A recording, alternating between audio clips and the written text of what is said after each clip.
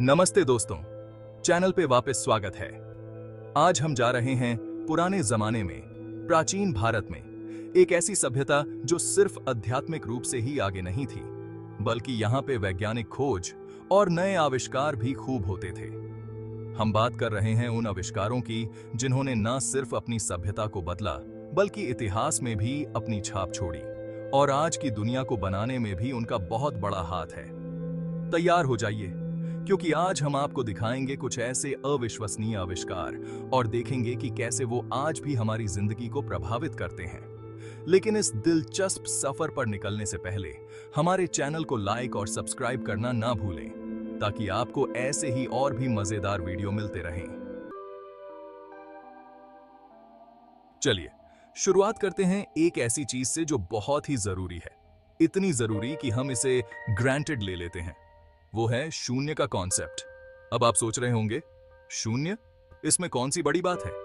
लेकिन ध्यान से सुनिए, गणित में कुछ नहीं को रिप्रेजेंट करना बहुत बड़ी बात है। जब तक प्राचीन भारत के गणितज्ञों ने इसका हल नहीं निकाला था, तब तक दूसरी सभ्यताओं को कुछ नहीं को एक्सप्रेस करने में बहुत दिक्कत होती थी। ये वैसा ही था जैसे बिना नींव के ही कोई इमारत बनाने की कोशिश कर रहे हों। सोचो, बिना शून्य के गणित कैसे होता? ना नेगेटिव नंबर्स होते, ना डेसिमल्स, ना ही अलजेब्रा या कैलकुलस डेवलप हो पाता। सोच के ही दिमाग घूम जाता है। लेकिन हमारे प्राचीन भारतीय गणितज्ञों ने इस कुछ नहीं में भी खूबसूरती देखी, इस खालीपन में भी गणित की ताकत देखी। उन्होंने शून्य को सिर्फ एक अभाव नहीं, बल्कि एक प्लेस होल्डर के रूप में पहचाना। एक ऐसा कॉन्सेप्ट जिसने गणित को और भी मजबूत और सोफिस्टिकेटेड बनाने का रास्ता खोल दिया। दोस्तों, शून्य का आविष्कार किसी क्रांति से कम नहीं था। ये एक बहुत बड़ा बदलाव था जिसने गणितज्ञों को नंबर्स की पूरी ताकत समझने और कॉम्प्लेक्स कैलकुलेशंस, एल्गोरिथम्स और मॉडर्न फिजिक्स और कंप्यूटर साइंस की भाषा को डेवलप करने में मदद की। जरा सोचो, हमारी डिजिटल दुनिया को चलाने वाला बाइनरी कोड, आर्टिफिशियल इंटेलिजेंस को पावर देने वाले एल्गोरिथम्स, यहाँ तक कि यूनिवर्स के एक्सपेंशन को एक्सप्लेन करने वाले इक्वेशंस, ये सब शून्य के आभारी हैं। ये छोटा सा कॉन्सेप्ट जो प्राचीन भारतीय विचारकों के दिमाग से निकला, ये दिखाता है कि इंसानी दिमाग कितना पावरफुल होता है और ये हमारे ब्रह्मांड को समझने के तरीके को कैसे बदल सकता है। तो अगली बार जब आप शून्य का इस्तेमाल करें, तो एक पल के लिए सोचना कि इसने हमारी दुनिया पर कितना गहरा प्रभाव डाला है। एक ऐसा प्रभाव जो प्राचीन भारतीय सभ्यता से लेकर आज के डिजिटल युग तक समय के साथ साथ बढ़ता ही गया है। अब चलते हैं एक और महत्वपूर्ण क्षेत्र की तरफ जिसमें प्राचीन भारतीयों ने बेरहिच चढ़कर हिस्सा लिया। वो है चिकित्सा। उस समय जब पश्चिमी दुनिया अभी भी साधारण इलाज के तरीकों से जूझ रही थी, तब प्राचीन भारतीय वैद्य बहुत ही जटिल सर्जरीज को बड़ी ही कुशलता से अंजाम दे रहे थे। हम उस समय की बात कर रहे हैं जब सर्जरी का कॉन्सेप्ट ही अनइमेजिनेबल था। लेकिन यहाँ प्राचीन भारतीय चिकित्सक मेडिकल साइंस की सीमाओं को पार कर रहे थे और इस मेडिकल रेवोल्यूशन के सबसे बड़े नायक हैं सुश्रुत, जिन्हें अक्सर फादर ऑफ सर्जरी कहा जाता है। सुश्रुत सिर्फ एक कुशल सर्जन ही नहीं थे, बल्कि वो एक मेडिकल विजनरी भी थे। उन्होंने सुश्रुत संहिता लिखी, जो एक बहुत ही विस्तृत मेडिकल इंसाइक्लोपीडिया है और जिसे आयुर्वेदिक चिकित्सा का एक महत्वपूर्ण ग्रंथ माना जाता है। 6ठी शताब्दी ईसा पूर्व में लिखा गया ये अद्भुत ग्रंथ 1100 से ज्यादा बीमारियों, 700 औषधीय पौधों और, सुनकर हैरान हो जाओगे, 300 से भी ज्यादा सर्जिकल प्रोसीजर्स के बारे में बताता है। जी हाँ, 300। हम बात कर रहे हैं कैटरैक्ट सर्जरी, प्लास्टिक सर्जरी, यहाँ तक कि राइनोप्लास्टी जैसी जटिल प्रोसीजर्स की, और इन सब के बारे में सुश्रुत संहिता में बहुत ही बारीकी से बताया गया है। जरा सोचो इस बारे में, जब दूसरी सभ्यताएं अभी भी बेसिक एनाटॉमी को समझने की कोशिश कर रही थीं, सुश्रुत और उनके जमाने के वैद्य जटिल सर्जरीज कर रहे थे, टूटी हुई हड्डियों को जोड़ रहे थे और स्किन ग्राफ्ट्स भी डेवलप कर रहे थे। उन्हें एनेस्थीसिया का भी ज्ञान था। वो सर्जरीज के दौरान दर्द कम करने के लिए जड़ी बूटियों और दूसरी टेक्निक्स का इस्तेमाल करते थे। सुश्रुत संहिता न सिर्फ भारतीय वैद्यों के लिए, बल्कि दुनिया भर के चिकित्सकों के लिए भी एक मार्गदर्शक बन गई। इसने आने वाली सदियों तक सर्जरी और मेडिकल नॉलेज के विकास को प्रभावित किया। आज भी आधुनिक सर्जन्स सुश्रुत के प्राचीन ग्रंथ में बताई गई एडवांस्ड टेक्निक्स को देखकर दंग रह जाते हैं।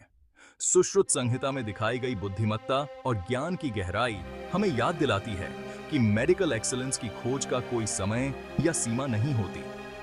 ये प्राचीन भारतीय चिकित्सा दिमागों की प्रतिभा और मेडिकल हिस्ट्री में उनकी अमिट विरासत का प्रमाण है।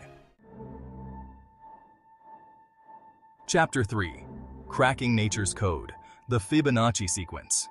अब चलते हैं चिकित्सा की दुनिया से गणित की जादुई दुनिया में, जहां हमारी मुलाकात एक और दिलचस्प कॉन्सेप्ट से होती है जिसकी शुरुआत हुई थी प्राचीन भारत में।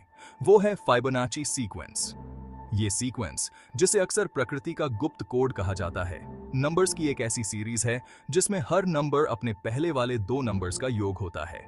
इसकी शुरुआत होती है 0 और 1 से, और फिर ये आगे बढ़ता रहता है 0, 1, 1, 2, 3, 5, 8, 13 और ऐसे ही आगे। आसान है ना? लेकिन मजा तो अब आता है। ये आसान सा सीक्वेंस आपको प्रकृति में हर जगह देखने को मिल जाएगा। सूरजमुखी और सीपियों के स्पाइरल पैटर्न से लेकर पेड़ों की शाखाओं और पत्तियों की व्यवस्था तक हर जगह फिबोनाची सीक्वेंस ही काम करता है। ये एक हिडन ब्लूप्रिंट की तरह है जो जीवन के ढांचे को कंट्रोल करता है।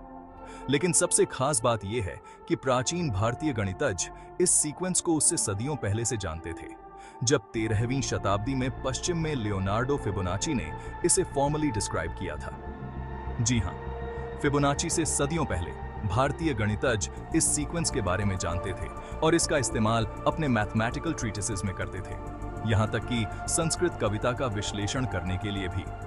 फिबोनाची सीक्वेंस का सबसे पहला उल्लेख हमें पिंगल के काम में मिलता है, जो 5वीं या दूसरी शताब्दी ईसा पूर्व के आसपास हुए एक प्राचीन भारतीय गणितज्ञ थे। पिंगल ने संस्कृत कविता के पैटर्न्स का विश्लेषण करने के लिए इस सीक्वेंस का इस्तेमाल किया था, जो उनके मैथमेटिकल प्रॉपर्टीज की गहरी समझ को दर्शाता है। फाइबोनाची सीक्वेंस के साथ ये शुरुआती फैसिनेशन प्राचीन भारत में प्रचलित एडवांस्ड मैथमेटिकल थिंकिंग को उजागर करता है, एक ऐसी सभ्यता जिसने गणित और प्रकृति के बीच के संबंध को समझा था।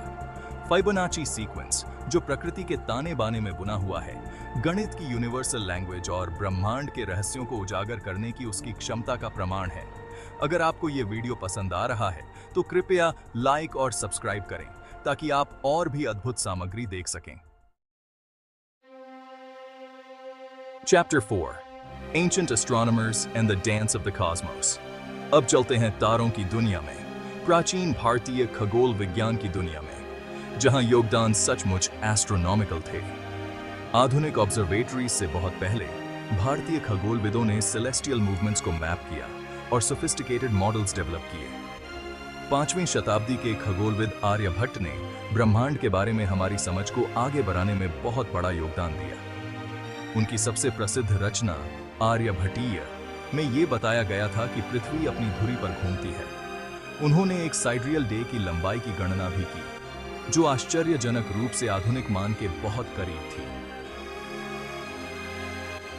आर्यभट्ट ने एक हीलियोसेंट्रिक मॉडल भी प्रस्तावित किया, जिसमें उन्होंने बताया कि ग्रह सूर्य के चारों ओर घूमते हैं।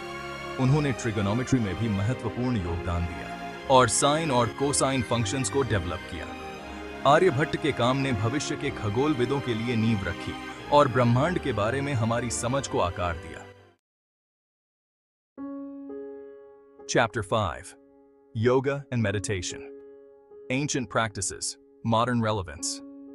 अंतरिक्ष की विशालता से अब हम वापस आते हैं मानव अनुभव पर और जानते हैं प्राचीन भारत के होलिस्टिक वेलबीइंग में अद्भुत योगदान के बारे में, योग और ध्यान। ये प्रैक्टिसेस, जो प्राचीन भारतीय दर्शन और आध्यात्म में गहराई से जुड़े हुए हैं, समय और भौगोलिक सीमाओं को पार करते हुए आज पूरी दुनिया में अपनी पहचान बना चुके हैं और लोग इन्हें फिजिकल, मेंटल और इमोशनल हेल्थ के लिए अपना रहे हैं। योग, जिसे अक्सर मन, शरीर और आत्मा का मिलन कहा जाता है, हजारों साल पहले प्राचीन भारत में शुरू हुआ था। ये एक होलिस्टिक प्रैक्टिस है जिसमें शारीरिक मुद्राएं, आसन, श्वास लेने की तकनीकें, प्राणायाम और ध्यान शामिल हैं, जो संतुलन, लचीलापन और आंतरिक शांति की भावना पैदा करते हैं। शारीरिक स्वास्थ्य पर योग का असर साफ दिखाई देता है। नियमित रूप से योग करने से लचीलापन बढ़ता है, ताकत आती है तनाव कम होता है और ओवरऑल वेलबींग में सुधार होता है। लेकिन योग सिर्फ एक शारीरिक व्यायाम नहीं है, यह आत्म खोज की यात्रा है। एक ऐसा अभ्यास है जो हमें हमारे भीतर के आत्म से जोड़ता है और हमारे शारीरिक, मानसिक और भावनात्मक अवस्थाओं के बीच सामंजस्य स्थापित करता है। ध्यान एक और प्राचीन भारतीय अभ्यास योग का पूरक है।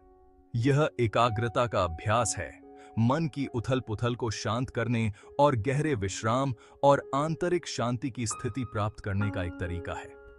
आज की भाग-दौड़ भरी, टेक्नोलॉजी से भरी दुनिया में ध्यान तनाव, चिंता और आधुनिक जीवन के शोर से राहत पाने का एक कारगर उपाय है। यह एक ऐसा अभ्यास है जो हमें वर्तमान क्षण से जोड़ता है, प्लेन कॉन्शियस को विकसित करने में मदद करता है और आंतरिक शांति और स्पष्टता के स्रोत तक पहुंचाता है। योग और ध्यान की स्थायी विरासत उनके कालातीत ज्ञान का प्रमाण है। ये अभ्यास जो प्राचीन भारत से शुरू हुए थे, आज भी दुनिया भर में लाखों लोगों को होलिस्टिक वेलबीइंग की ओर गाइडिंग लाइट की तरह उनका मार्गदर्शन कर रहे हैं और जीवन की जटिलताओं से निपटने और आंतरिक सामंजस्य और संतुलन की भावना पैदा करने के लिए टूल्स प्रदान कर रहे हैं। Outro, The Enduring Legacy of Ancient India। शून्य के आविष्कार से लेकर जटिल सर्जिकल टेक्निक्स के विकास तक प्राचीन भारतीयों ने दुनिया पर एक अमिट छाप छोड़ी है।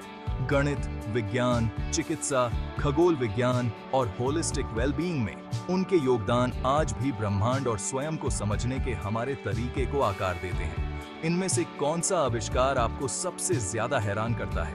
हमें नीचे कमेंट्स में जरूर बताएं।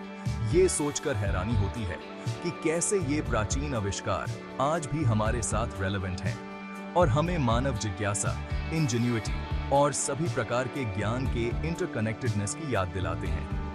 इतिहास की ऐसी ही और भी रोमांचक कहानियों और हमारे ब्रह्मांड के अजूबों के बारे में जानने के लिए हमारे चैनल को सब्सक्राइब करें और नोटिफिकेशंस ऑन कर लें।